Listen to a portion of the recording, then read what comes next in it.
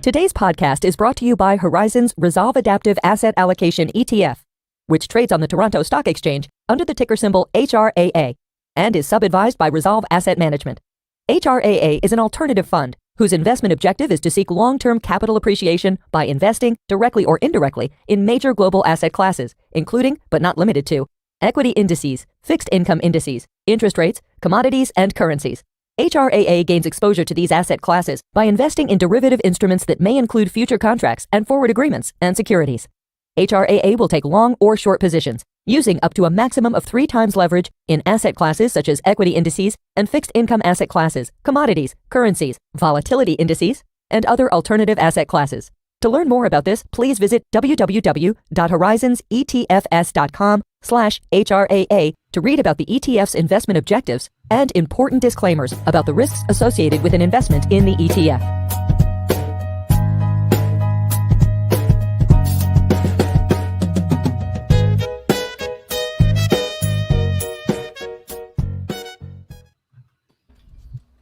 And we're live. All right. Excited, boys. Mr. Julian Brigden, MI2 Partners, is joining us today. Before we do, we're going to raise our glasses because it is, 4 o'clock to some people. Apparently Unfortunately, not for me, mate. All right. So some H2O Cheers. for Julian. Yeah. Got to hit the slopes later today. Exactly. Tomorrow. Ooh, where are you? Japan or something? No, I'm in Vail. Oh, Vail. Fantastic. That's really nice. Now, Mike, do you want to go through the what people who are watching should not do? Yeah, of course. Don't take anything on this this livecast YouTube channel as advice, especially not from these 4 skullduggerous individuals on this Friday. This is meant to be entertaining and wide-ranging and educational. So there it is. And if you like it, smash the like button, share with everybody in the world that you know. Write a great commentary on how great Julian was today and how enlightening he was with conversations with Rodrigo and Richard. There And you go. subscribe. Excellent. And subscribe. Yes, and subscribe.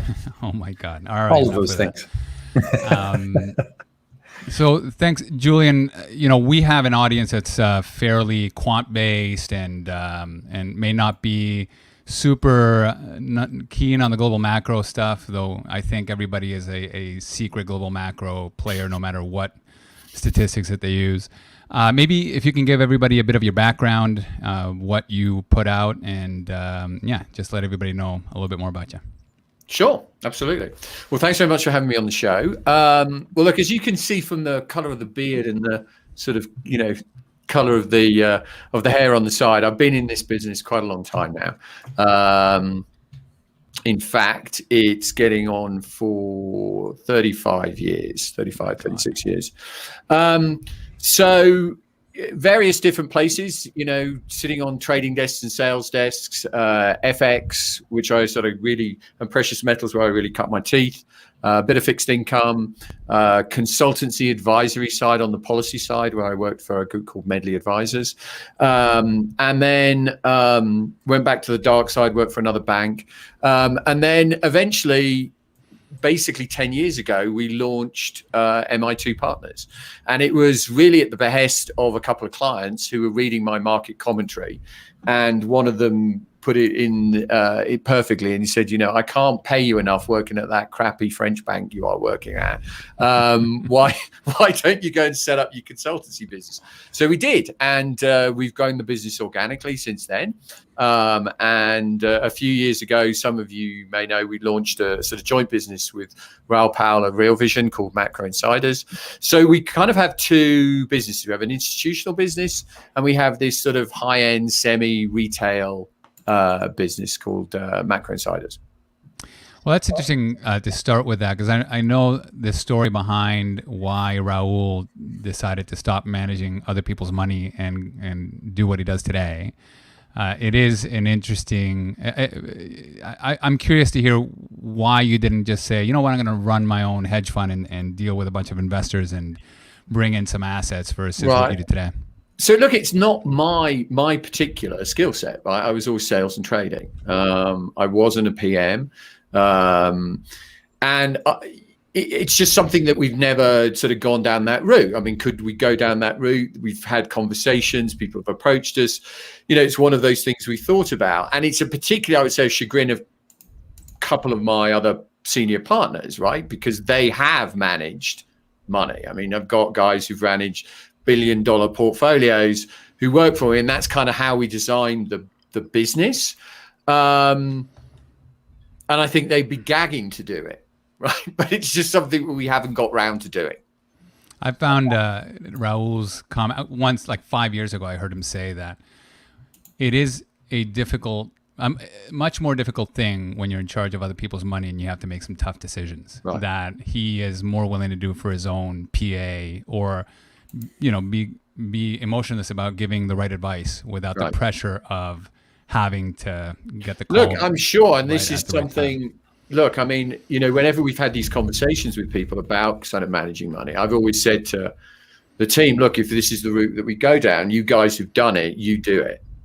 Right? I'm going to try and stay as divorced from the physical actually management of the money that I can, because it's just not my skill set. But I mean, it is something, even when we write the research, we really, and the way that I set the firm up, was to set it up as though you were managing money. So the guys, I'll sit and talk about the models and, say, well, look, this inflation picture's picking up, or the dollar looks overvalued against the models. And then the other guys who are more adept at, we've got a couple of guys who are very good at short-term trading, a couple of guys who manage bigger, slower moving portfolios. And they'll be going, okay, well, look, if that's what you think, if inflation's picking up, well, this isn't priced right against this. And then the guys who are more short term will say, okay, well, look, this week the technicals are turning, we're going to hit it, right? And it is that approach, and if we hit it, this is where the stop loss should be, and this is where the take profit should be. So our approach, even though we write research, is very much orientated around trading. Got it. I kind of want to pull on that thread that you just began. You just described a little bit of a longer term view, a shorter term, more tactical trading. If you can kind of just describe to us in broader terms and maybe get into a little bit more details, your general framework for making sense of the investment world, and kind of the toolkit that you deploy towards your calls. Yeah. So it starts off really with this sort of structural view that's built around a lot of models that we have, or leading indicators in some cases. Some of the models, some of the leading indicators, and that kind of anchors the view. And those are internally developed models? Yes, and it gives us some. I've never seen anything like that. Yeah, I mean, I post them once in a while on various things. I've shown them, on Real Vision quite a lot. Just be the classic kind of stuff, and then. Where we're looking at inflation trends, where we're looking at GDP, and we're typically our approach is not to build some massive macroeconomic model, a la a central bank builds, right? I just find those incredibly cumbersome and beyond the scope of what markets trade. Markets typically trade 3 to 6 months. And so you don't need to build some huge DSGE kind of model to forecast that. What we tend to do a lot is we take a piece of data that exists today, right? That's tangible. It's not a forecast. It actually is out there. And you twist it and spin it until it becomes useful to forecast something that we actually care about. Industrial production, GDP. And, some countries are great at producing, others are less. I mean, the Germans produce data that will just blow your mind. I mean, you can find out what leather production is. It's sort of a bit questionable why they need to produce data on leather production in Germany. But it gives you forecasts on the car industry or glass production or chemical production, all of this sort of stuff, which on its own is not necessarily useful, but can be highly useful at catching turns. And then there's those sorts of models, and then there's just kind of valuation metrics. I mean, a classic being, one of the reasons where we started to turn bearish on fixed income versus, say, break-evens was, and I'm just going to share this one with you, and I'll show you what I mean. Share screen. Right. So this is a classic kind of example. So here you've got 5-year break-evens in orange, and you've got 5-year conventional. Sorry, the other way around. So here's the orange break even. So we got into break evens back in March, and we rode it up. But you're now, if you look at the divergence, you are greater than you were now heading into the taper tantrum. So there comes a point where you start to look at these valuation metrics and you put them together with technicals, and you put them together with the macro models that's showing inflation actually starting to pick up now. And you just go, well, wait a second, now I've got to actually get out of this thing. Now this thing is getting a little extreme. So there's all sorts of, there's various different types of models that we come together with. And then we have daily meetings where we talk about, the trades that we've recommended. Do we still like those, and markets developments? So it's very much the sort of decision-making process that you'd get within a fund. And that was the whole idea, because I'm not interested in writing research, pontificating about what I think GDP is going to be. Who gives a shit if you don't make money? Right. You're not writing those way out of the money call options on gold because the federal government's going to, 10 years from now is going to explode. You're actually legitimately looking like a fund would over the next Correct. You're adding some skin in the game. You're adding some skin in the game to your call, and possibly even trading yourself and yeah, I mean, certainly I know my colleagues probably do, and we run for macro insiders. I mean, this is one of the sort of bizarre things about when you look at say the macro insider product versus the MI2 product. The MI2 product is very much aimed at an institutional client base. It will trade things that you can't realistically always trade on, a semi-retail basis, like, euro dollars or, swaptions and stuff like that, right? But we actually run a concrete portfolio for the macro insider guys, because that's actually what they want. So it's like, long here, stop here. This is the idea. And, it's all, you can go in and see it every month. We update it, as Raul does as well. So, yeah, it's, we do run it on that basis. This is very trade orientated. So a real craftsman approach to the idea of building that sort of ensemble that puts together the story. Correct. It's a structural macro framework, right? And it's worked. It gives us the repetition. I mean, we played, for example, the bond sell-off. We've been in it recently, but we've been looking for a while, and we played it in 2016. We caught it then. We looked at it in 2013, and actually it's very similar to the 2016 kind of model. It's just much more powerful, arguably. And so it just gives you this repetitive process that you can play time and time and time again, within a broad sort of structural framework of where you think policy is, and I'm lucky enough that, having worked in that sort of background, I've still got lots of contacts in that space. So you can sort of get your head around where central banks think they are. It's what I've always thought, and maybe you can tell me more if I'm right. I've always thought that you probably tend to piss off more global macro gurus than the average Joe, because I feel like the global macro space is about, the world's about to end, high inflation. I've been hearing this since the beginning of my career, which isn't long. But what I've always found interesting is that when you align with them, there's a lot of retweets and, yes, we believe that there's going to be inflation. And then when the technicals turn, you say, no, we actually need to take the opposite side. I think it's going to be bullish for equities or whatever. It doesn't align with these large global macro trends. And I'm curious as to whether you have a lot of enemies based on that people come after you. Look, a friend of mine once described it. He goes, the best day for a global macro guy is the sky is gray and it's pissing down with rain. But it isn't just coming vertically. It's going horizontally in the wind. So no matter how you stand, you cannot stay dry, right?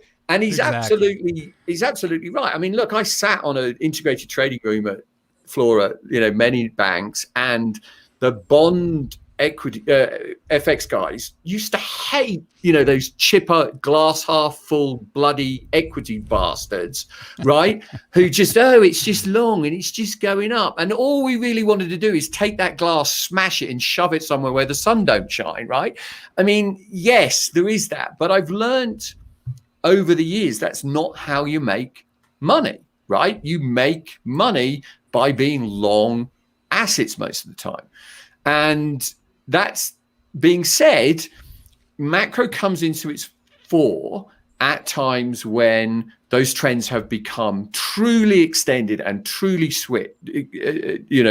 overextended, and you catch that turn, and that's when you make an enormous amount of money. So look, I mean, I'm bullish equities. I've been very bearish tech in the last couple of months and flagging things that we were watching. We actually shorted the NASDAQ a week or so ago for the Macro Insider guys, or recommended they short it.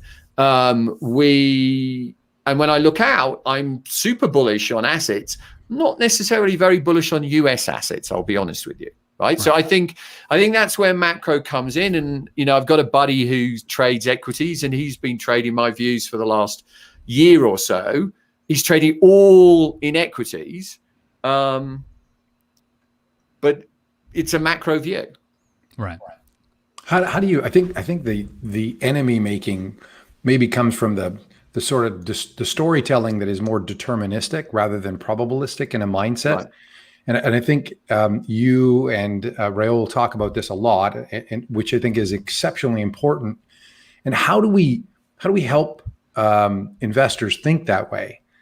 Is there any tricks that we can impart so that we can, sort of get them moving off of the deterministic sort of here's where we are and here's what is going to happen, and that's where you get in sort of the fight. You've got a framework, and the framework is telling me something different.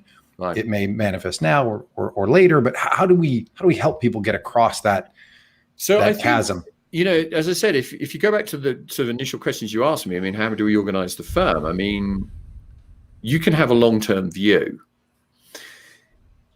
but unless it's confirmed with price, it's irrelevant.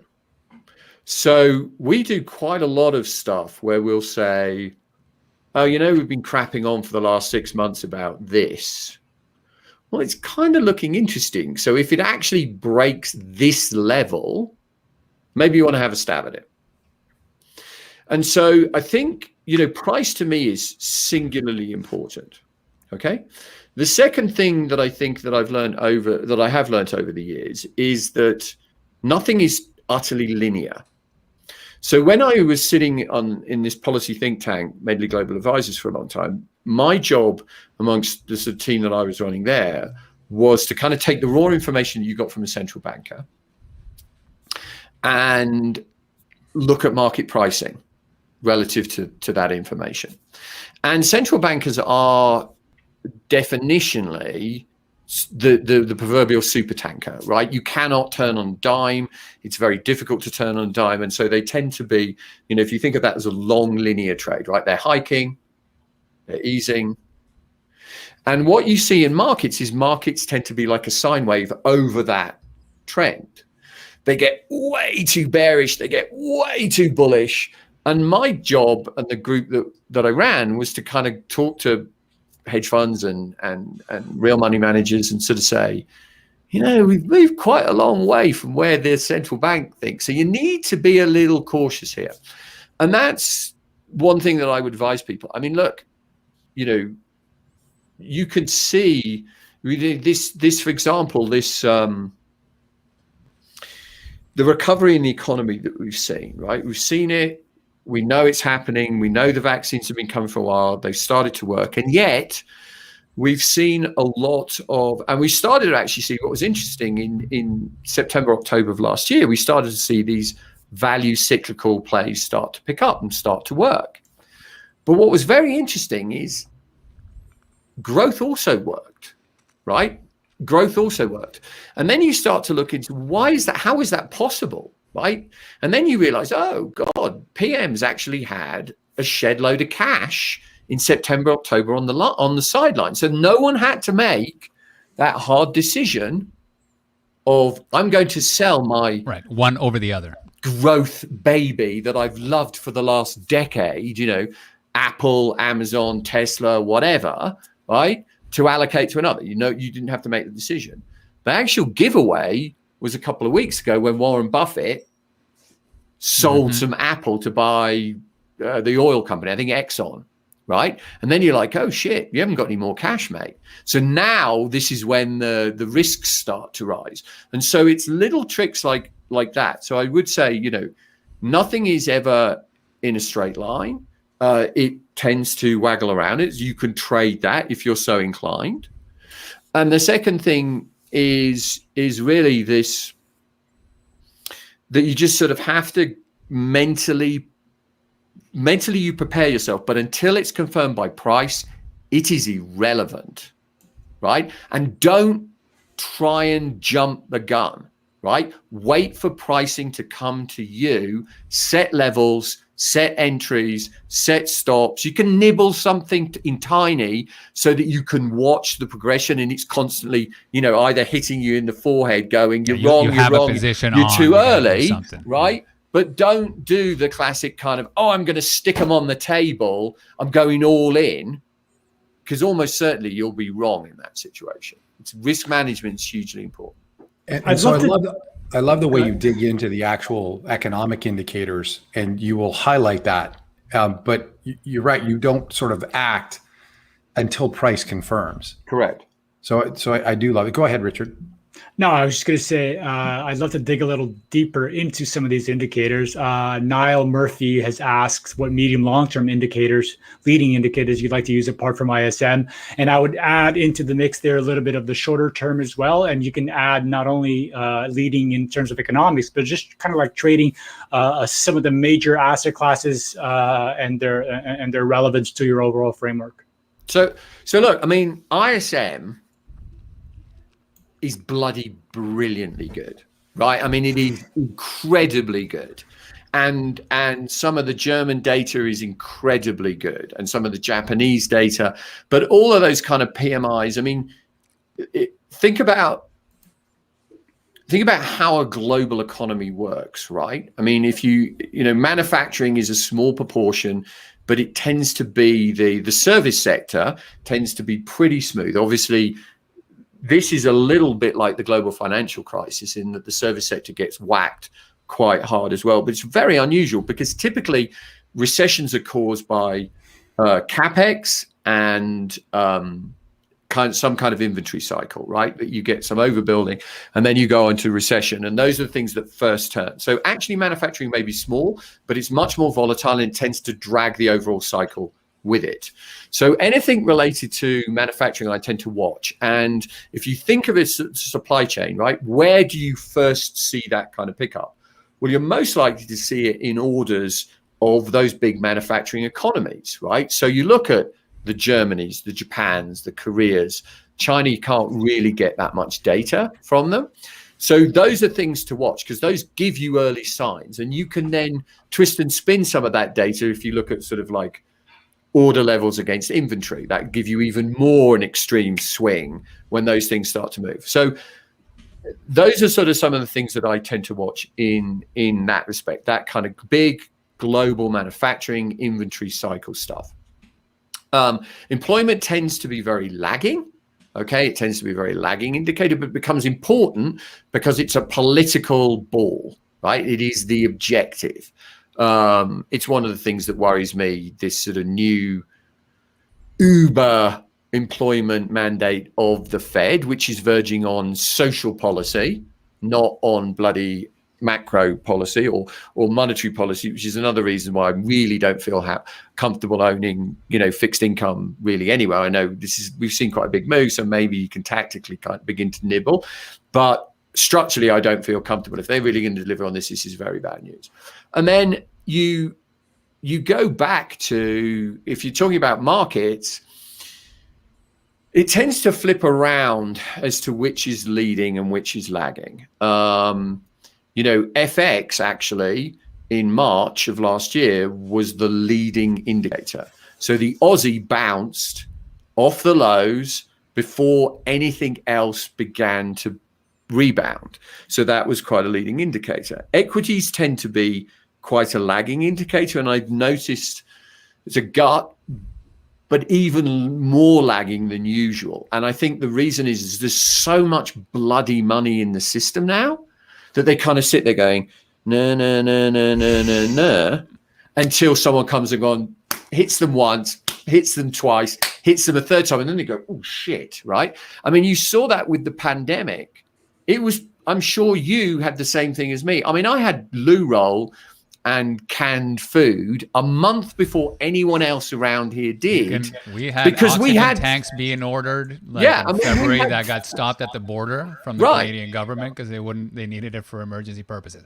True story. We were ready. Right. We were ready. We knew it because we had friends in Asia, and they and I remember talking, what ran out? Loo roll? Well, it's not a gastric infection last time I looked, right? But anyway, loo roll ran out. So I was like, I better go and buy some loo roll. But you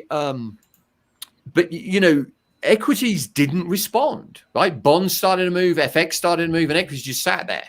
Commodities, right? Base metals were moving really fast. You could see in the commodity space that there were some leading indicators there, but equities were just stubbornly moving. I very clearly remember our CIO. I very clearly remember our CIO tweeting out like late January saying the S&P is a Teflon man. It's a Teflon market. Doesn't matter what's happening in China. It keeps on going up.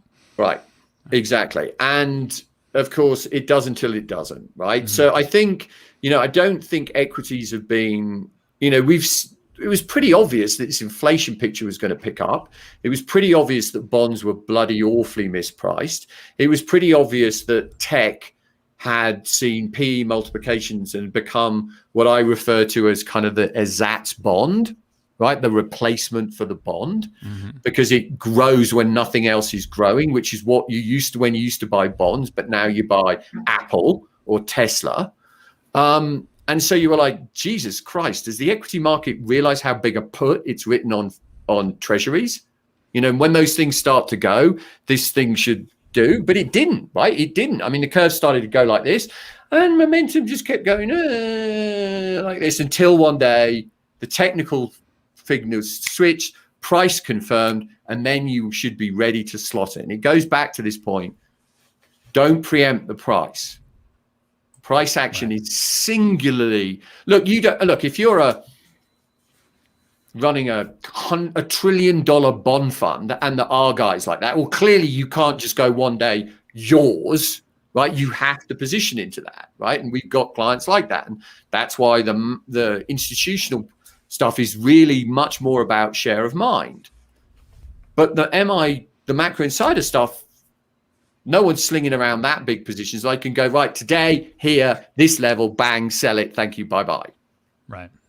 Yeah. Size so let's matters. talk a little bit. Let's talk about a little bit about a lot of the topics you covered, but inflation is the what's top of mind today, right? And I remember you were talking about inflation like 3-4 years ago, and what was interesting again is that you had this kind of view of what inflation was going to be like, but you traded around it, which is fantastic. So this has been a thing. Where are we today, and what are you seeing? I might add one other thing there. You had a great tweet on March 1st regarding the ISM report and the references in that report around labor and tightening. So I think that might be just lay right into that. So maybe elaborate on that a little more. Sure, absolutely. You were limited in the characters you could use there. So yes. So I think that we're in very much a situation that is akin to the 60s, and I'll share another screen with you. I can find it. History.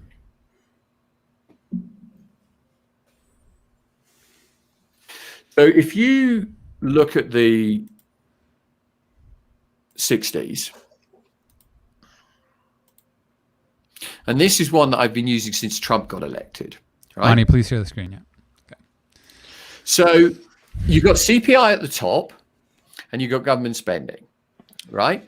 So this was late 50s into the mid 60s, halcyon period of post-war economics in the US. Inflation's averaging, I mean, not even 2%, 1.5%. And you can see it's an incredibly tight range, right? Kennedy gets assassinated. Johnson wins both houses on a sympathy vote, and he pushes through what Kennedy wanted to introduce. It's called Johnson's Great Society, but it really was Kennedy's Great Society. And you hit an economy which was running pretty much firing on all cylinders, was doing incredibly well, and it was really unnecessary to do this big bump in expenditure. And what you do is you knock inflation out the range. Now, back then you had a Fed that thought they could run it a little hot in exactly the same way that you did now. And what you started to do is you push inflation from 1.5 really here where they start the program up to just shy of 4. Okay. And then the Fed comes in and they hit it, and they hit it quite hard. And this, to me, this is the comparison here is what Trump did, utterly unnecessary pro-cyclical stimulus in an economy that didn't need it, right? And you do that initial kicker to inflation. Then this is 2018, the Fed comes and hits it. Same thing happened back then. The equity market dropped 20% here. Actually, housing stumbled. There were some idiosyncratic things around S&Ls at the time, but the Fed backs off. Okay. Now, so just to recap, you mean 2018 when Powell started tightening? Correct. Is akin to sort of 1966 here. Yeah. So inflation drops. Obviously, COVID has complicated it yet again. But what are we doing? We're basically going into ongoing spending, easing into ongoing fiscal spending, and we're easing with inflation structurally higher than when it was, say, in the GFC, right? I mean, I'm looking at wage models. I'm just looking at them today. Average hourly earnings dropped to 1.5%. Now, average hourly earnings are screwed up because you've lost a lot of people out of the workforce with low wages. But when I look at my models, I don't see any of the wage models dropping back to 1.5%. They're all beginning to base. They've come off the highs around 3.5 to sort of 3.8 for average earnings, but they're basing around 3.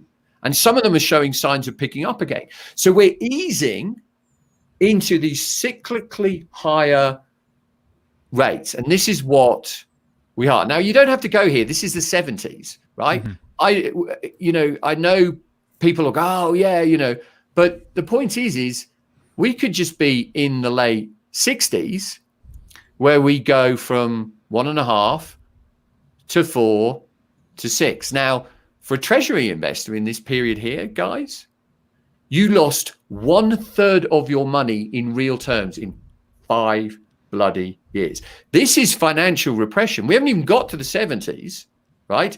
We still have a pegged currency. We still have pegged oil prices. We still have pegged shipping prices. So this is, you can do it. In 6 years, you have the purchasing power. Yeah, your purchasing power. The average American, yeah. Yeah, just gets, it's certainly in fixed income terms, gets eviscerated. Now, fast forward to today, and I've tweeted out some of these are not leading indicators. They're not models, they're just leading indicators. And you read some of the cost pressure stuff that you're getting on the corporate side. And I'm just writing a presentation now and going through it for clients as to where all these pressures are. And look, there's some clearly, and Powell's talked about, there's base effects, right? There's base effects. I'll do stop sharing now. So there's base effects that we're seeing coming through just oil prices, right? But what's interesting is this is the transitory inflation that he's talking about, right? Be careful, right? Because it's the rate of change, right? This is what people forget, right? If oil is at 5 and it goes to 10, it's bloody cheap, but that's 100% increase. And that's what influences inflation, because it's a rate of change. So the fact now that oil is pushing up again means that what naturally would have happened in terms of a peaking in Q3 is actually now extending into 2022. Okay, so that's one thing. There's the natural cyclical recovery in the economy tends to lead inflation. Okay, higher inflation moves higher as you move up capacity utilization. And we are, if you read at some of these manufacturing surveys, we are like here in capacity. We are here. Now, maybe some of that will get resolved in August and September, but you won't even see the price pressure push through until the end of the year. Then you've got, huge bottlenecks in the system. I mean, I've tweeted out talking about, PPI pressures that could be 8, 9, year over year, like the like of which we haven't seen until when was the last since time we saw that? 2008, right? And by the way, the largest spread ever recorded, you can get the data for, between PPI and CPI was like 4.3 in 08. So you hit 9, even allowing for the largest spread ever, you could have CPI above 4, right? And it's, don't get me wrong, I mean,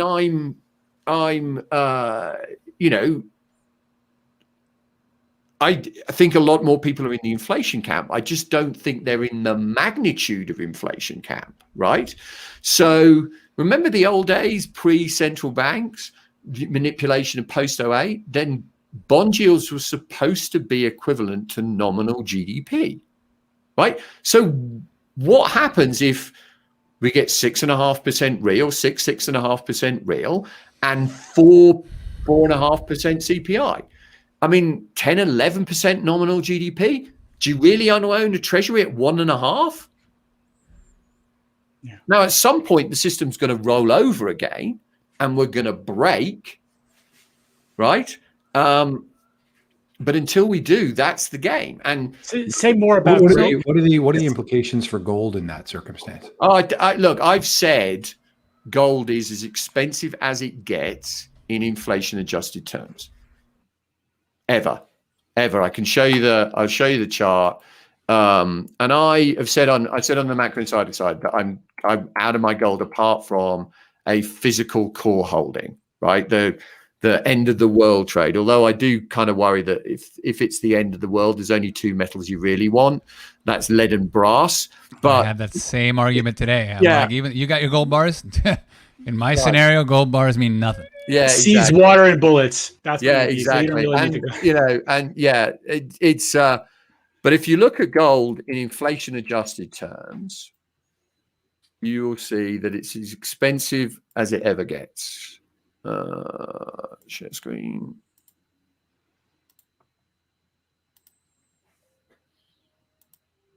Did it share? Hold on. Yeah, it's coming. Okay. Or Ani fell asleep. I'm not sure. Pedal faster. Come on. So I've been looking at more cyclical stuff, frankly. And I think that Ani's saying that you haven't pressed the share button yet. Maybe. I think I have. I've got a spinning wheel, which means it's not working. Not responding. Here we go. Hopefully I won't lose you guys. Yeah, don't crash on us. I'm trying not to. Just All come right, back. we can. It just means you have to go to the back. We can back imagine. for happy hour. So is it a line that shows that gold is expensive, more expensive than ever? Is it a very line high that goes band? back to the 80s? The golden line.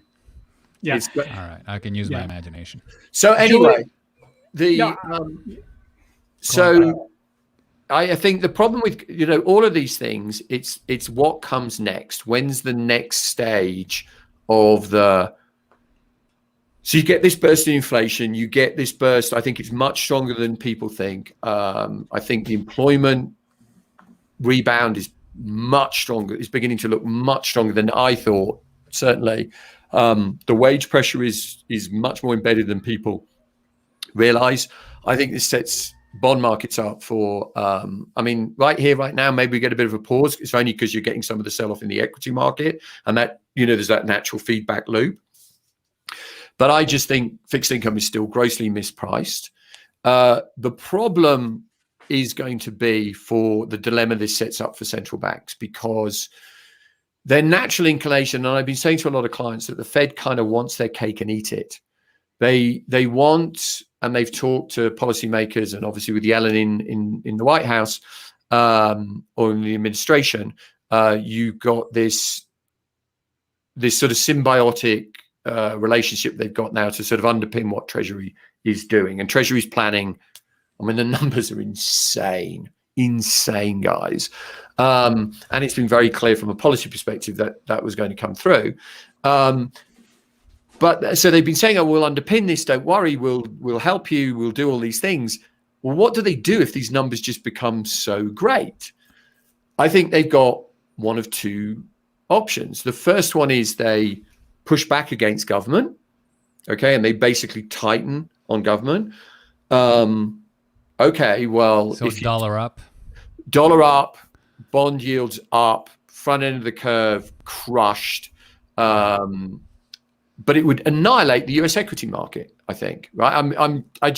The odds of you getting a huge, broad VAR shock, as we call it, value at risk shock. In other words, all risk models get stressed by that move, I think is so great, because you'd be talking Apple back at 1995, right? Exactly where it was pre-pandemic. I think that is a real risk. So you'd crush the housing market. I mean, the housing market would be annihilated, right? You're talking about a raise in short-term interest rates, right? I'm sure about true tightening, but you're talking a blowout in treasury yields. Treasury yields go up to 2.5, right?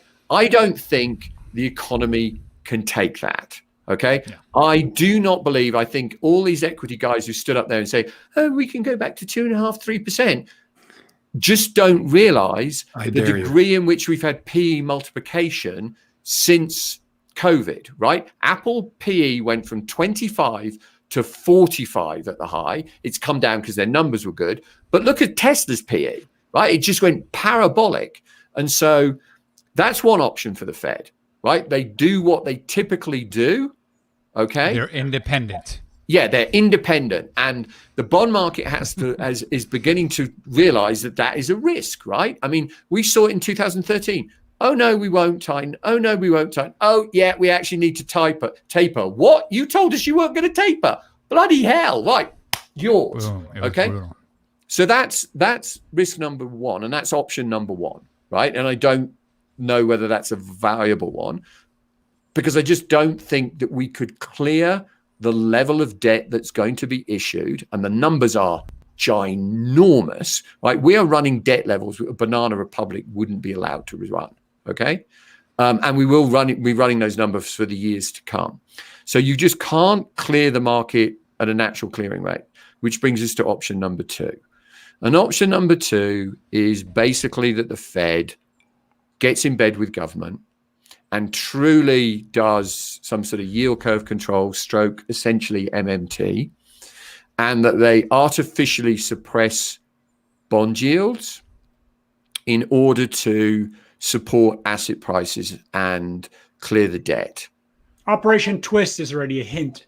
Yeah, but it's not enough. It's not enough. It's not enough. Size, one of my hedge fund clients said to me that by their calculations, the Fed needs to increase QE to 300 billion a month, right? Because I think Morgan Stanley did some work at the end of last year. What are we now, 60? No, you're 80 on treasuries and 40 20 on the mortgage. Yeah, 40 on the mortgage. Yeah, and 40 on the mortgage and the corpse. Yeah, right. Jesus. So you'd really have to step it up, and because the numbers are just startling, guys. I mean, Morgan Stanley did some baseline work, and this is before the Biden election, and their number was a deficit from 2021 to 2025 inclusive, so those 5 years, of 16 trillion, basically, right? Add in the 2 that we've just spent, which aren't funded, add in possibly another 1 in the infrastructure thing that might not be funded. A lot of it's going to get funded, and people don't realize there's going to be some bloody enormous tax increases going to come through.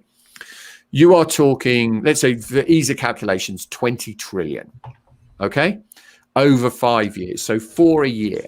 Total private sector savings in aggregate, in totality in the US economy annually is 1.8, right?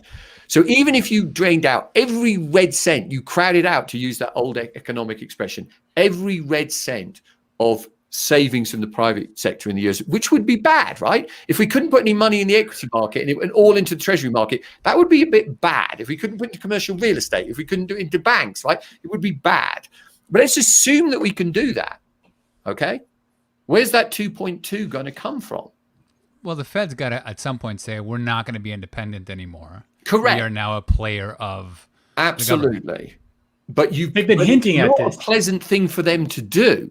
Right? This is you're asking them to essentially hand over their independence and abandon their current metrics. And clearly you can see from the comments of people like Bostic and even from Powell that this is not something that they want to do lightly. So, and it's exactly what happened in the 60s. In the 60s, Bill Martin, who was the Fed president at the time, okay, was looking at all this spending in a pegged exchange rate mechanism and was looking at the gold leaving the US and the current account deficits building, and it was putting pressure in the system. And he was made with a choice. He could accommodate government spending, or he could push back, raise interest rates, stabilize the system. And he came to the conclusion in a famous commentary. He said, the Fed is independent within government, but it is not independent of government. And in other words, if it is the objective of government to run these numbers, right, to make these societal changes, right, to reduce minority unemployment, to redress income imbalances, to address everything that led to, you know, the horror of Black Lives Matter. If government has decided to do that, it's not my job to push against that. Up against the will of the people. So they have a model. Will of the people. So, but the point is we aren't at that point yet. The Fed kind of, as I said, wants to have their cake and eat it, thinks that they can kind of run both, that they can let this thing run hot and then taper or raise rates, and they're delusional because there's too much leverage in the system for them to do that. So I think we have to see that reset.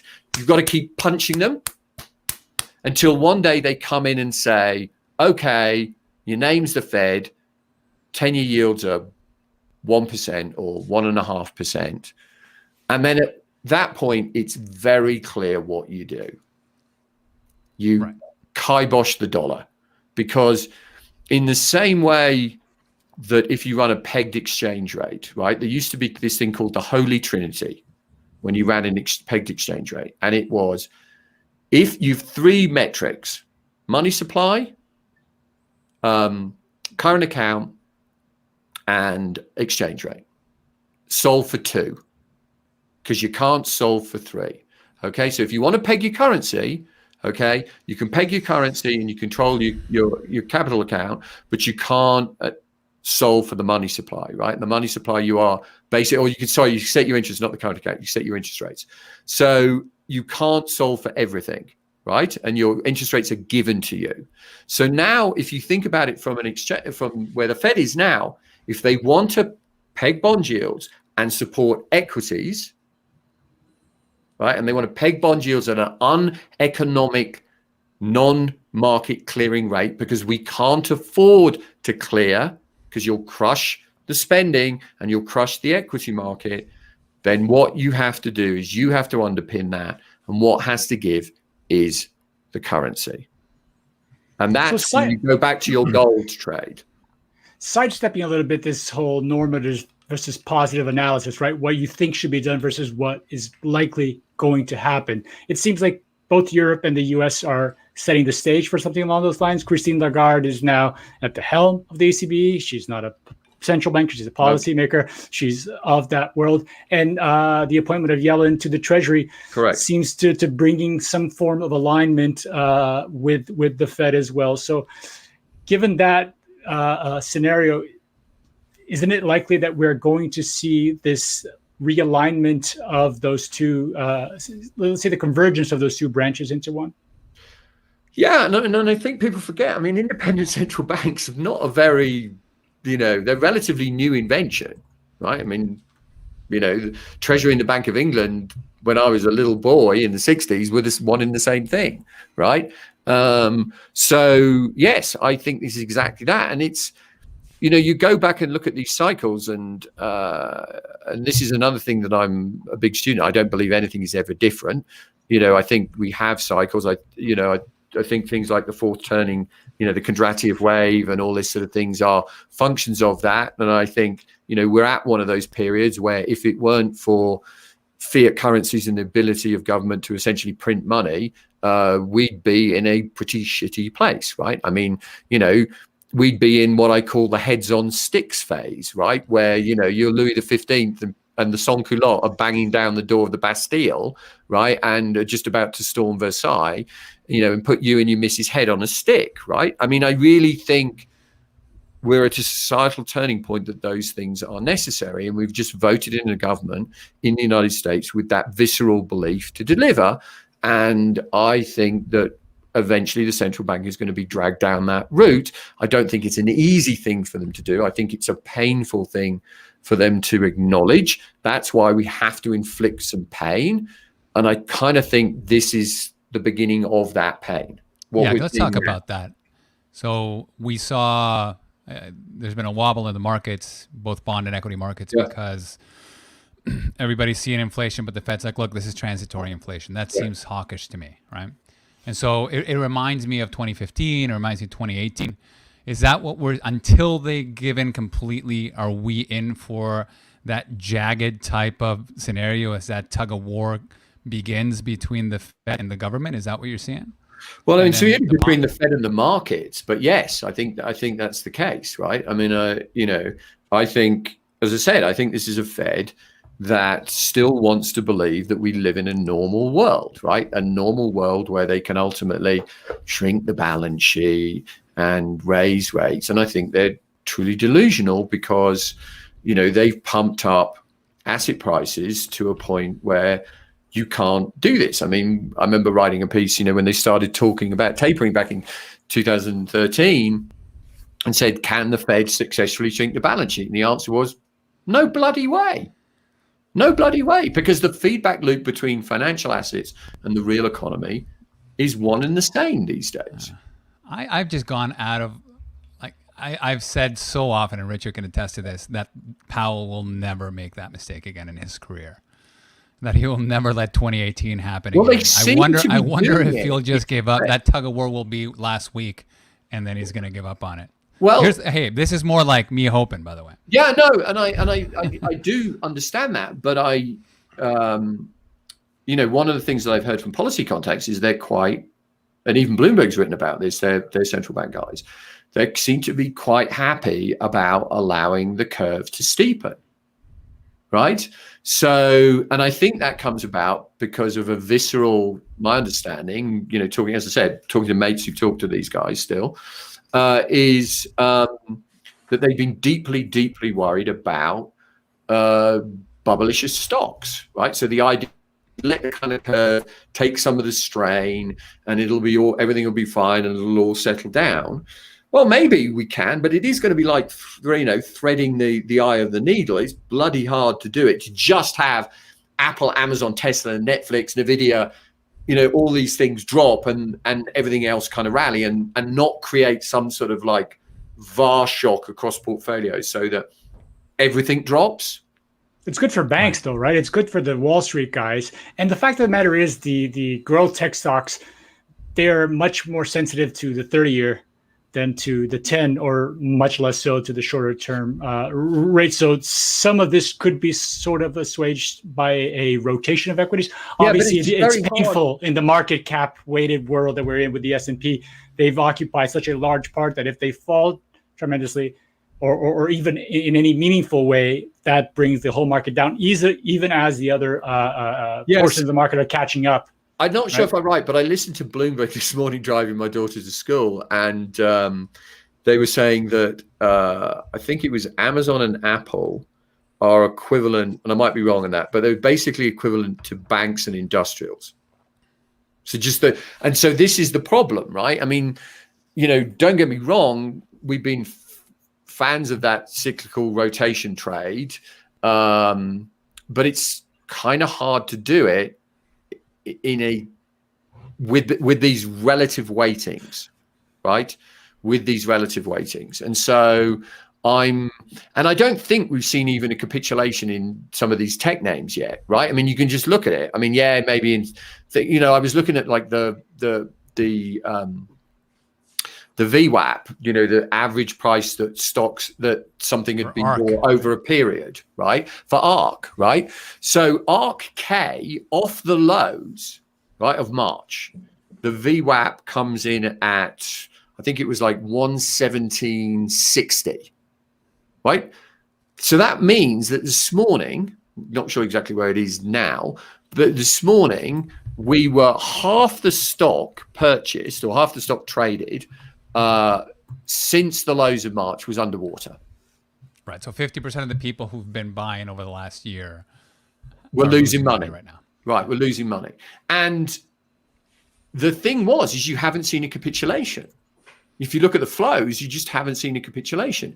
If you look at vols, look at the VIX, look at positions in VXX, right? Shares outstanding in that.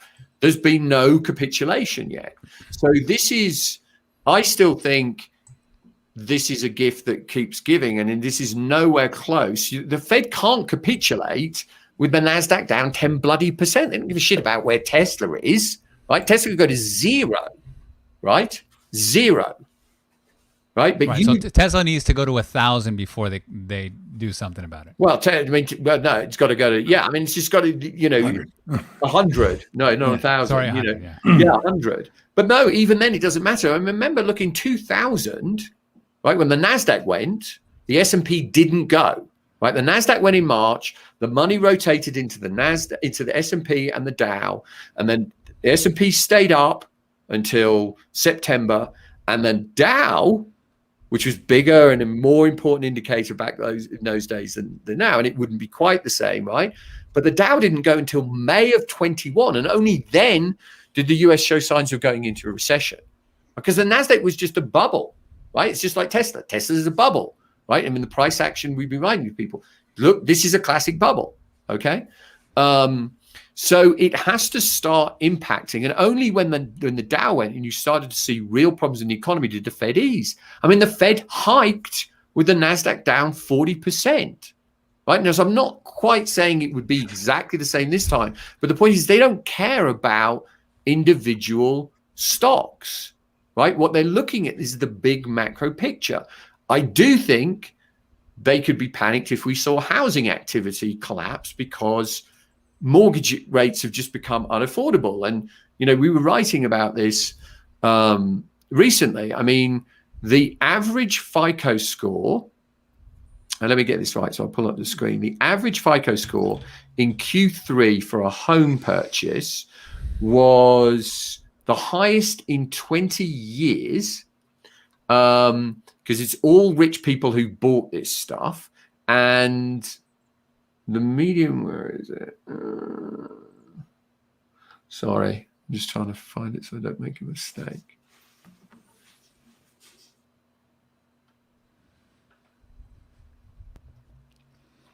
I think it was 686, right? Was the median FICO score. I mean, those numbers are off the charts. People just can't afford it. Yeah, so 786 was the highest level in 20 years with the median FICO score for a mortgage, with only 10% of mortgages extended under 683. And by the way, 10%, the average FICO score for a millennial is 680. So who's buying all these bloody houses? It's wealthy people. It's the guy moving from New York City to Greenwich. When his junior tries to move to Stamford, good friggin' luck, right? It's because the house price has gone up 10 or 20%. Mortgage rates just backed up. He doesn't have the income to support it anyway, and he can't even get the sodding credit. So that's when I think the Fed will start to get concerned. If you saw a precipitous drop in housing, just like you did in 1966, you get the equity market and the housing market down together, then I think things could get a little interesting. But the point is we need more pain. Tesla dropping to 100. The plumbing of the system, I think, they're sort of maybe fighting the last war in the sense that the credits market froze, money markets, repo markets back in 2008. And I think the recent scare in the repo market is still very salient. Correct. In memory. So I wonder if you might kind of talk about that and how that plays into what the Fed's real possibilities for next moves are. I mean, considering how scary the repo market got for for people who are actually watching this, right? And yeah. So I mean, look, this was a fundamental problem. I mean, that you saw a lurch in. You saw this tightening of, as you started to see a lot of new issuance, you saw this problem that the banks were actually starting to get, their balance sheets was starting to get crowded out by the sheer quantity of treasuries that they were taking on board, the prime dealers. And remember, these are the biggest banks in the United States. And they can't not buy. No, you can't not buy, correct, right? They're not allowed to. That's right. Well, you just got to keep doing it, right? And so this caused, a real tightening of. It was basically crowding out the balance sheet, and if they'd let it go to the extreme, and this is why they had to come through and flush the system with cash again and try and stabilize things. But we just saw with the 7-year auction that they were left holding the bag again. Now they've relaxed some of the rules.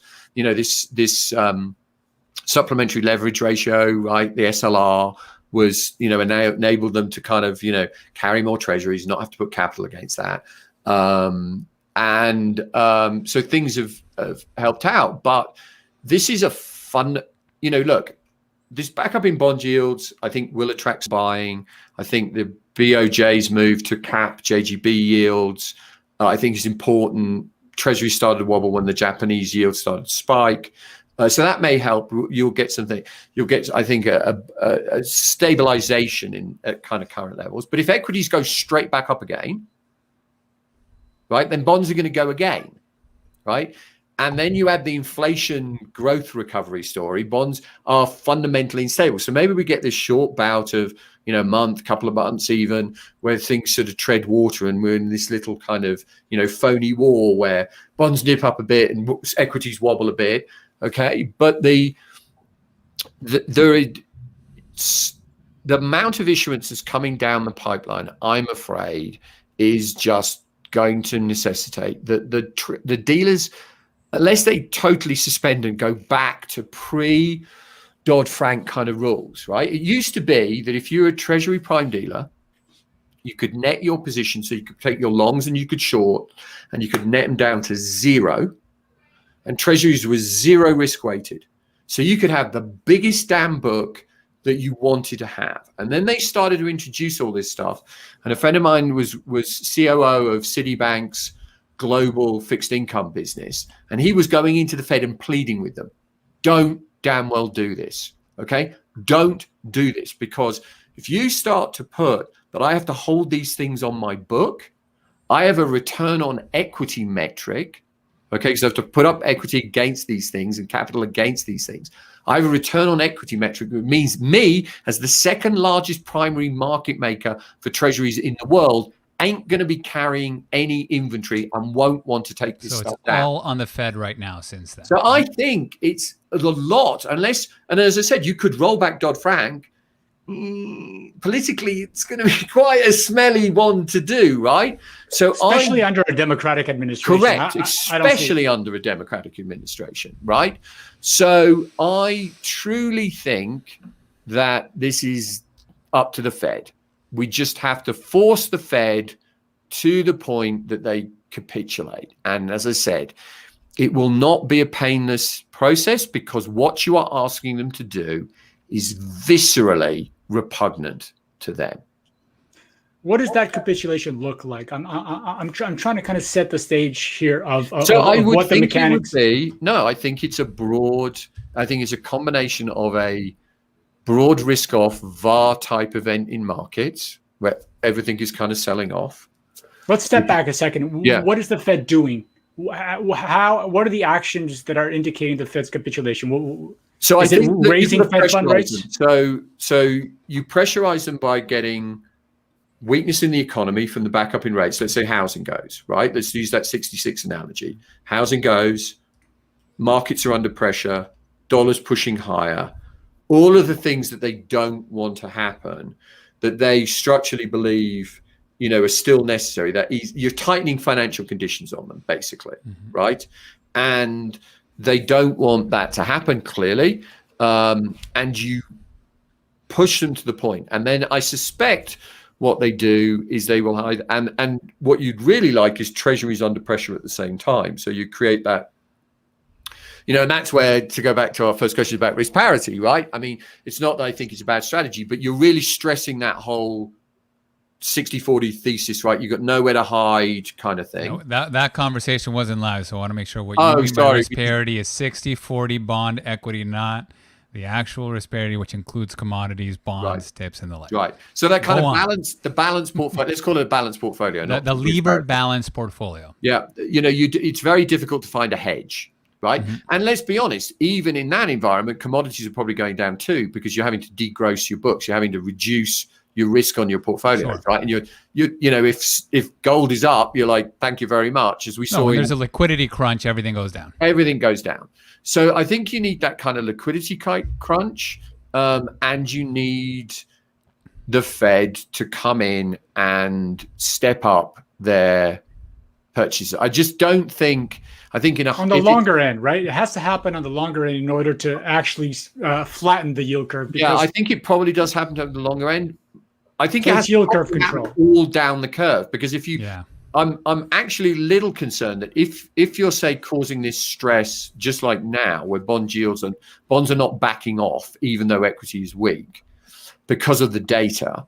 So fast forward to, let's say, September, and one of the things that I've been listening to is companies talking about, we just can't find people. Right, we want to bring people back to work, but we can't find them because this unemployment's just got extended to July, right? So people are just sitting there going, I'm not taking a nice old paycheck. Right, I'm not going to take $15 an hour. I'm going to sit and play, with my Xbox, and I'm going to wait till August and it runs out, and then companies will be offering me $20 an hour. Well, what happens in August if you get 1 million non-farm payroll number?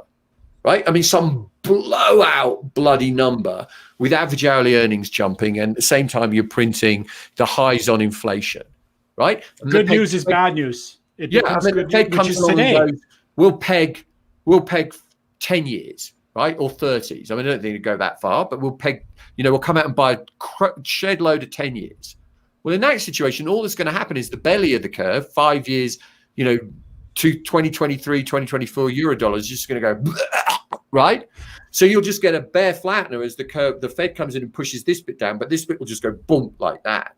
So I think they're going to have to think very hard how they do this. And I think they just have to increase QE and say, we're going to be buying down the whole curve. Whatever it takes type of narrative. Whatever it takes kind of situation. Yeah. And as I said, then when that happens, the dollar just gets annihilated. Decimated. So dollar down, emerging markets up. Where's the deflation that occurs? What's the deflation? Is there ever an increase in productivity or anything? I mean, I hear this sort of counter narrative on occasion, which makes I shake my head. No, I mean, what we need is to get out of this, right? There's two options. Option number one, debt jubilee at some point. Okay. Option number two is rapid nominal GDP growth, right? Which destroys the value of the debt, or erodes the value of the debt. Destroys the wrong word. Erodes the value of the debt over time. And it can happen quickly. Like I said, 5 years in the 60s, given where bond yields were and term risk premium was kind of where it is exactly now. I mean, ours was actually just recently negative, right? So the what you earn from taking the risk in 10 years as opposed to just rolling your money kind of in overnight or short dated. So in those 6 years, from 65 to 70, you eroded the value of a treasury by 30%, right? By a third. So is that what you mean by jubilee? No, that jubilee would be because jubilee is literally restructuring, just forgiving student loans. Let's all forget. That's the beginning. So and what you're describing is inflation that brings debt down, or rapid and nominal GDP. So you peg bond yields at 2, and you're growing at 6, right? So in real terms, you're seeing correct in real terms. You're growing at 6 and 8, and you can do that quickly.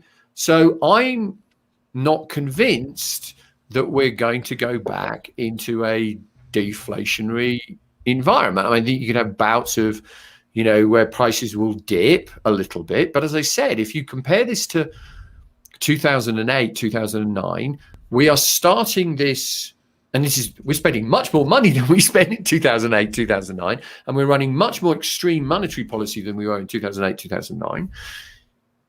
We're doing it from higher inflation, with headline inflation and even core inflation. We're doing higher wage growth, right? And it looks like that chart that I showed you in the 60s, where you kind of do this oscillation, but every single new low is higher than the prior low. Yep. Yeah. Higher highs, lower lows. Yeah. The debt jubilee alternative doesn't really seem feasible because of what it does to the system, right? For insurance company, for the banks, it doesn't seem like it's anywhere near part of the conversation. So you're left with either growth or inflation to erode away the real value of it's a combination. That's why I keep saying nominal, right? It's that combination of real growth and inflation.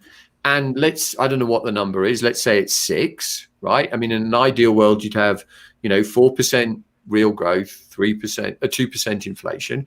But bugger it, if you can't generate the 4% real growth, you'll take 2% real growth and 4% inflation. This is what I'm trying to get at, though. Druckenmiller and some other people have been talking about how we're vastly been underestimating productivity, and we're overdue for a rethink about how we're measuring economic growth. And I think that's totally fair. Do you think this alternative, the scenario that you're describing of growth in nominal GDP, would necessarily have to some degree, pass through this reimagination of how we measure economic activity? I mean, look, maybe you do it like that. I mean, I don't know whether it really matters. I mean, if you go into and this is where you go back to this kind of, real versus nominal stuff. And I'm a bit of a cynic. I know central banks love to talk about real. I mean, last time I looked in my wallet, I didn't go, ooh, I've got $20, but it's really only $19.75, right? I mean, it was worth $20 2 months ago, and now it's worth, this. Yeah, people don't think like that, and markets aren't necessarily. The South American here will have an issue with that statement. But you lucky developed nation people have never been able to conceptualize. Lucky so far, right? Yeah, and this is the hidden opportunity for central banks to capitalize on. Correct. Right. That's the 60s, is that people they don't understand real, and they don't view real. So it's a wonderful way to inflate boil away the frog. Correct. Mm-hmm. Nice and slow. No one really notices it. Well, that was the 70s. But they notice it. The 70s was a little faster. I think that frog would have jumped a couple of times. The 70s was, still, I mean, yes, it was a big drop in purchasing power for sure. Right. And but it wasn't like 7,000% like what I've experienced in Peru and you've experienced in Brazil. It wasn't Zimbabwe, it wasn't Weimar Republic, sure, but it was meaningfully higher than anything we experienced in the last 4 decades. So it does change the dynamics, and people might start looking at their wallets. It's a more refined type of inflation. It has a whiff of sophistication. No, but it absolutely chokes off spending. I mean, as a kid who grew up in that era. But we're not there. Remember, this is also part of the wealth transfer we have to go through, right? So that's an interesting point, actually. I think, I remember one of my colleagues' mother, his father died quite young, and his father had worked for he was very senior for a big UK company, and they had the pension, and mummy went shopping at Harrods.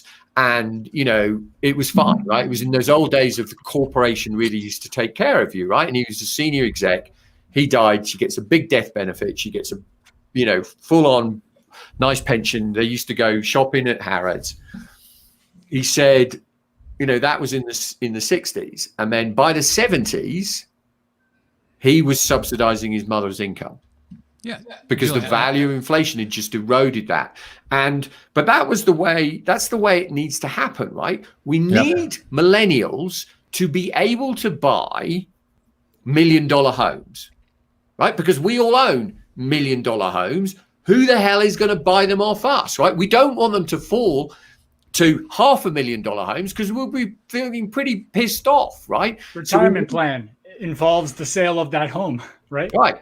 But you need the wealth to transfer. And the way you do that is run rapid nominal GDP, push wages higher, okay? And It's not going to be easy to do, but maybe we can do that, right? Look, you haven't heard me say this, Julian, but I've said this before. So born and raised in Peru. The reason we came to Canada was because inflation went up 7,000% in 6 months. My grandfather retired, accountant his whole life. He was offered to be given $1 million in US dollars or $1 million in Peruvian soles. He took the $1 million equivalent US dollars in Peruvian soles within 6 months, which is massive back then. Right, you can imagine. That went to zero for him in Peruvian soles. My next door neighbor at the same time was being evicted from his house because he couldn't afford his mortgage payments. Happened to have a few dollar bills, US dollar bills, under his mattress. When the inflation happened, he paid off his mortgage with a couple $100 bills. Right? So he got to keep his house, and my grandfather got to lose it all. That's an extreme example of what you're talking about. So this idea, what we're dealing with right now is a massive wealth gap that needs to be fixed in one way or another. And this is, there's pain in all of this, but this seems to be a clear agenda from the current populist government. Totally. I mean, visceral. I mean, you talk. I talk to a lot of friends who are in, as I said, in the policy space, and it was always, when I was at Medley Advisors, a kind of extreme view mix internally between the Democrats and the Republicans in the firm. And actually it was great because it gave us both sides kind of view, and they had contacts in both sides of the administration.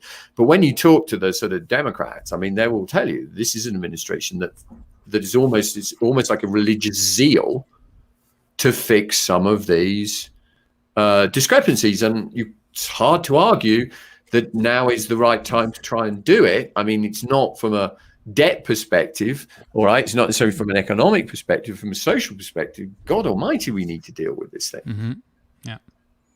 Julian, I kind of want to shift gears just a touch to go to something that I've read in your work time and time again, which is the US dollar cycle.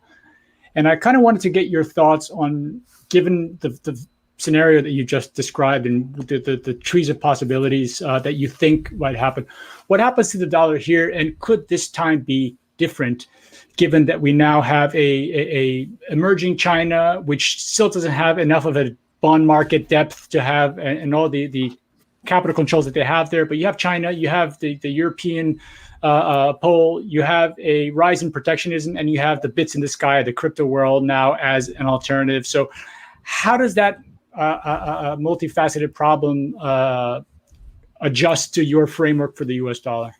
So I think the first thing to say is,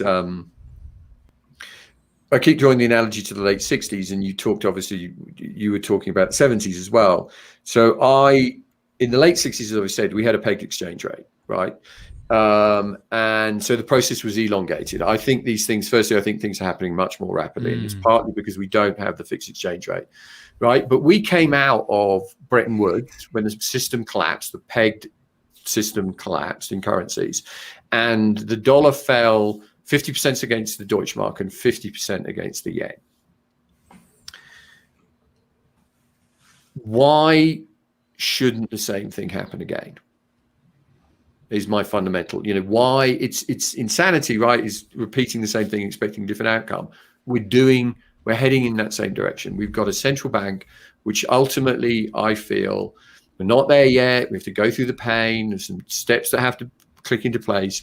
But I think given the alternative, there is no alternative ultimately, but it's going to have to underpin the US debt markets. And as it does that, the dollar is going to start falling. And I have models already which are suggesting an accelerative, rapid dollar decline. Right? So what are the knock-on effects of that for other asset classes? Well, as I said, I mean, I think it's hugely inflationary. Right? It's hugely inflationary. You take the dollar and you overlay it over like G7 inflation. It's perfectly like an inverse relationship. It's hugely inflationary. It is it's great for obviously your precious metals, but probably more silver than gold, because ultimately a falling dollar is globally reflationary. It's emerging markets. Yeah. Raoul says, and it's a great expression. He goes, look, if I know where the dollar's going, I just need to buy commodities and EM and go and sit on the beach for 10 years. Right? And basically he's right. Right? Can I push back here a little, Julian? Because I can't imagine the ECB, the BOJ just watching the dollar tank which makes the U.S. and their exports that much more competitive on the global landscape. I can't imagine the ECB and the BOJ and some of these other major central banks allowing their currencies to value so far against the dollar because of what it does for their economy. We have been since 08, 09 in this sort of zero-sum game of currency wars and competitive devaluations and all that fun stuff, which I'm sure you know. Right. Well, so here's the thing. Yes, but dynamics change a little bit. So the first thing is, how are they going to stop it happening? Okay. So if they want to stop it happening, they have to run pari passu their QE with the Fed's QE. Okay. How are they going to do that? Because if you look at the dollar against the relative balance sheets, it's a pretty decent indicator. How are they going to do that? They can buy the dollar. You're going to start really, the ECB is going to come in and start selling euros and buying dollars. Well, unilaterally, that's going to be politically pretty friggin' explosive in the US, right? Where the US will be saying, at least initially in the decline, this is just a correction because our currency was way overvalued for a long time. So you're a manipulator, right? I mean, there's all sorts of horrible things there. So I don't think they can buy the dollar. I don't think they've got the assets that they can generate domestically, which will allow them to keep up with the Fed. The European governments are not going to spend 15 to 20, not going to run 15 to 20% of GDP deficits like the US Treasury is. Yeah, there's right? there's too many constituents that have something to say about that, right? Right. So I don't see that. I don't see not that. if the alternative is driving them into a recession. No, so hold on. Think. There's two other things that come into play. The first thing is Germany and Northern Europe is highly, highly correlated to what emerging markets in Asia does, right? And a weak dollar will start to help. You know, if all of a sudden, you know, Brazil is functioning well again, and you know, don't count on it. I know, I get it, and the Saudis are functioning well again. There's no, dude. Of course they are. If commodities go up, emerging markets are making money. We're all golden. So they get that, and the other thing is that ultimately, when push comes to shove, the ECB is a more inflation-sensitive bank than the Fed is. Right? They don't have the debts. It's certainly in the countries. Because of the Bundesbank, you mean? Yeah, because of the Bundesbank. So, and the Dutch, and you know, these other central banks, right? So there is a point at which higher inflation and you can look at the dollar actually against European inflation, and actually is pretty decent indicator there, because oil prices will be going up and not all of it will be offset in currency terms, okay? And steel prices will be going up and all these things, just like now. And it's quite possible that the ECB will allow it to take some of the strain. But where the dollar, I'm not saying it massively collapsed, you know, the euro goes to 160, okay? But what will happen is, and what hasn't happened up until now, is the area of the currency market that hasn't seen any dollar weakness is EM. Yep. Right? So EM has to see it. And for that to happen, you've got to peg US yields. You get that, you get the fiscal spending that comes through, which actually is true concrete demand for some of the commodities that you produce in emerging markets, and that will slowly percolate. Look, Brazil was going to go in 2011, 2012 was going to be the new emerged economy, right? A beer in Brazil cost you like $20 because dollar Brazil was at 150, and everyone was like, oh my God, it's great. And they forgot one bloody thing. If the dollar turns on you, you're screwed. And the only thing that's really changed for Brazil is the dollar's move. If the dollar ultimately, look, I know the world's not, it's not exactly the world's best president there at the moment. You've got some structural issues now. It's not as easy as it was back then. But just think that the furore which people were trying to pile into Brazil at the cycle high of the Brazilian economy in like 2011, 2012, right? The one big variable that switched was the dollar. The terms of trade worsened so much because soy and iron ore, which are our main exports worsened a bit. We always have a lot of governance issues in Brazil. And granted, I do have a little bit of negative home country bias. So look, we have a saying in Brazil that Brazil is always the country of the future, but the future never converges. So it just stays in the future and it moves away. It never materializes. So granted. A quantum reality. Yeah, look, Peru's the same way. We're gold, zinc, copper, right? We had the best years during that dollar down. The U.S. equity markets were the worst performing markets from 2003 to 2007. Emerging markets annualizing at 35%. Global developed were annualizing at 22%. It was the amazing work that the politicians did in those South American countries that really got us out of there. It's funny you bring up Peru. I had a good friend of mine, Carlos Garingo, who worked with me, and he was probably like you. He's one of those Peruvians who went to the English school and hung out with all the guys who were either going to leave and go to the United States and become doctors or Wall Streeters, or they were going to go, or they would do their MBA and then go back to Peru and run the country. I'm eventually going to save the world, specifically. And he showed me, he said, I've got this thing from this buddy of mine who is like writing this for the finance ministry. We're going to set up this sovereign wealth fund in Peru, and we're going to take all this money and we're going to, with commodities high, and we're going to shove it away, and then we'll have this counter-cyclical fund that we can build roads and do all this thing. And I said, okay, mate, so you better put a bloody great big dollar hedge on. And he went, what? And I said, because that's all the only reason why you've got this money to play with is because the dollar's weak. And then the dollar based 100%. And my brother is I shouldn't say, but anyway, he still works in Peru. He's here with me in Cayman, but I'm telling him, like, your heydays are coming. Right. This is going to be the best time for you. He's an M&A. People are kind of, I don't know if I should do business in Peru. Well, they're going to be coming. It's going to be fantastic. And it just depends on getting those conditions to weaken that dollar. Now, right here, right now, I'm actually short dollars. We've been short dollars for a bit. And we're long dollar yen, which is kind of a counter-cyclical one, but we're short euros. We were a little early, but it's beginning to work. And see, this is why I love you, man. You just sold us on something. You want to buy it back. What the hell? No, but it's the point is, this is now the pain environment, right? We're punching the Fed. We're beginning to try and punch the Fed on the nose to get them to make the steps that initiate the next big trade. But it's a process of pain, and it's a process of crisis, necessity, change. Crisis, and bad things happen in that environment, right? So and the dollar just doesn't go straight down. It could squeeze a bit. I don't know whether it goes up that much, but it's a trade. Amazing.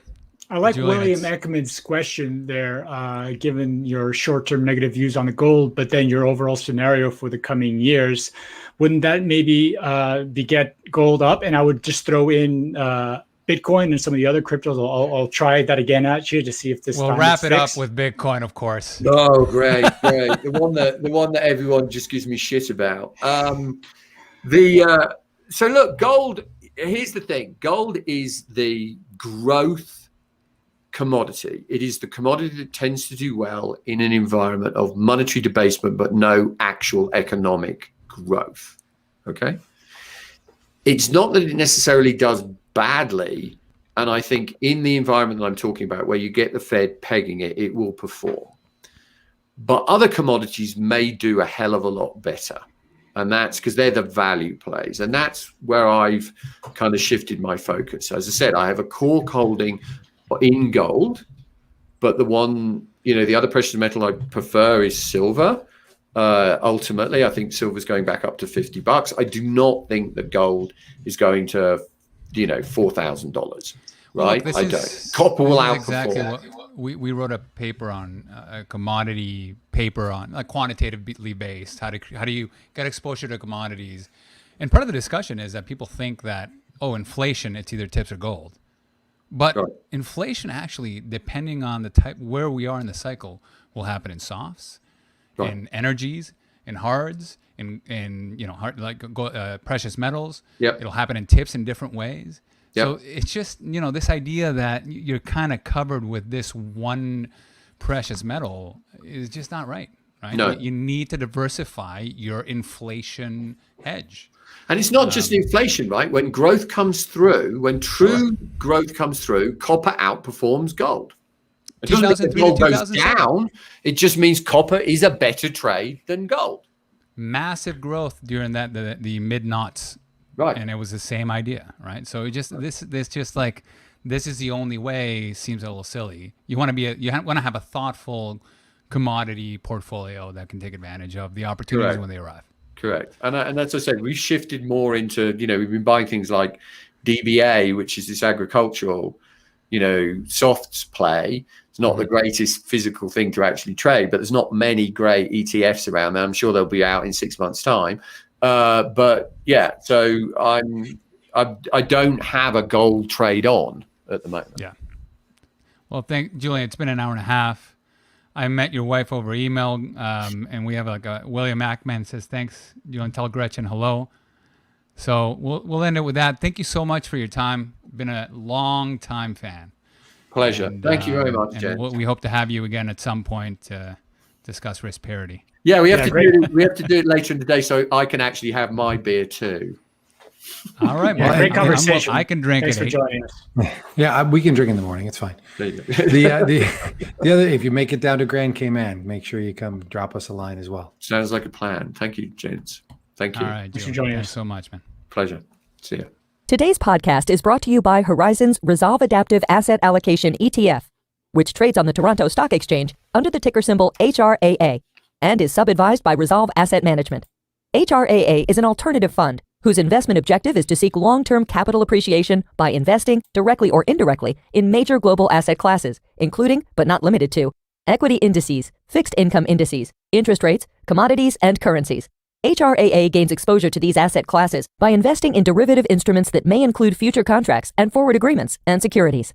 HRAA will take long or short positions, using up to a maximum of 3 times leverage in asset classes such as equity indices and fixed income asset classes, commodities, currencies, volatility indices, and other alternative asset classes. To learn more about this, please visit www.horizonsetfs.com/HRAA to read about the ETF's investment objectives and important disclaimers about the risks associated with an investment in the ETF.